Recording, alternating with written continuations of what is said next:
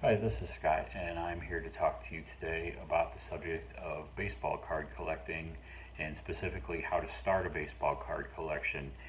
Baseball card collecting is a hobby that began 50, 75 years ago with little kids who would go down to the corner store and spend a quarter to buy a package that had 5 cards in it and a stick of gum, and they'd get those cards and probably put half of them in the spokes of their bicycles and a couple of them in a scrapbook glued to the pages with Elmer's glue. And as you could tell, not many of those cards would make it very long and very good shape, but the cards that did became more and more valuable.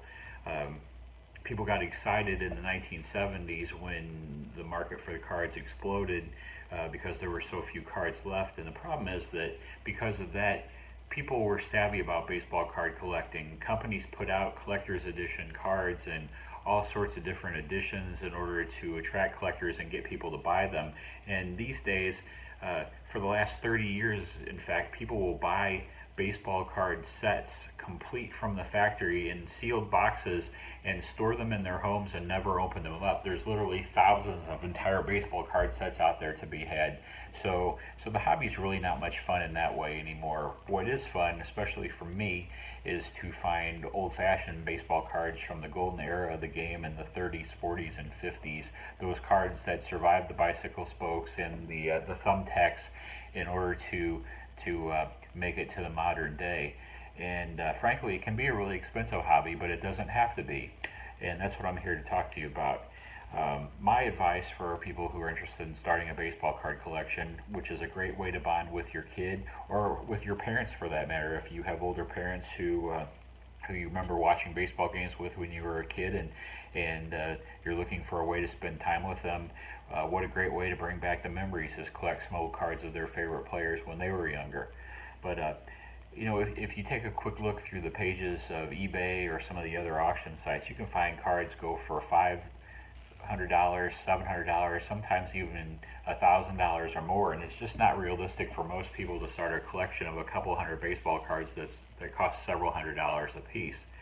So what I like to do is find quality examples of those cards that aren't perfect, that are graded lower, and therefore because of it are much cheaper than the highly sought after top end of the collector's market. For example, I have a 1934 Gowdy Dizzy Dean card in my collection, and those Gowdy cards from the 1933, 34, and 35 season are really neat cards. They're really highly sought after. They're watercolor pictures, and they have some of the great legendary Hall of Fame players of the game. And when they're in mint condition, they can go in the thousands of dollars. But my cards, what I look for is the sweet spot. I try to find a card with a good picture, but if it has rounded corners where it's been obviously handled by kids over the years, or maybe even a crease in it, as long as the picture is very presentable, I like to keep those kind of cards. I have a card that's rated poor to fair, and it's a 1 on a 5 scale, but the picture on it's excellent, and it looks almost as good as a mint condition card from a couple feet away when you're looking at my display cabinet, but it costs 100th of what a card in excellent or near mint condition costs. And frankly, I like the way it looks with a little bit of patina on it. The Gowdy cards were reproduced in 1985, and the cards look almost identical to the originals. You have to really look at it carefully to notice some of the fine details that denote it as a reproduction card, which has virtually no value.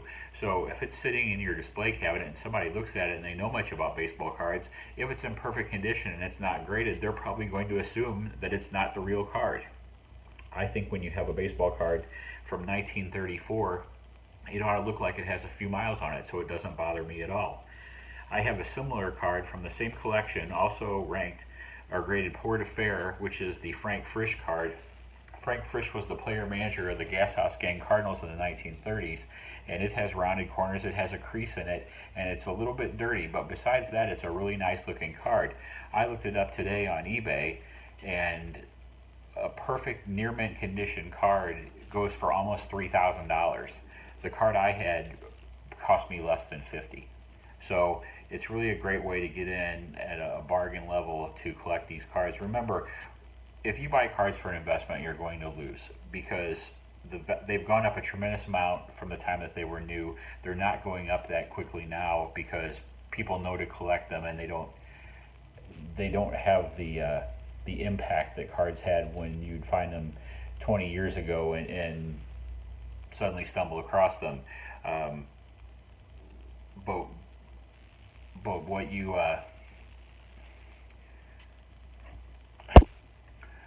should do is you should collect cards that you like, not cards that you think you can make money on. I don't buy anything that I ever plan to sell. I plan to hang on to it and pass it down to my son, and that's the value in it for me.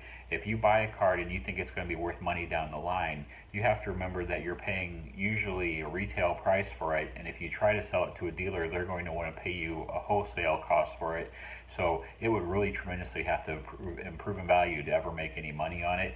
So bottom line is, pick a card that you like. Pick one with a picture that looks good on your shelf, not the most perfect card that you can find because you think it's a collector's item. Enjoy it with your family and your friends, and keep it as a keepsake, not as an investment. That's really the way to create a passion and to do something that you enjoy. So happy collecting.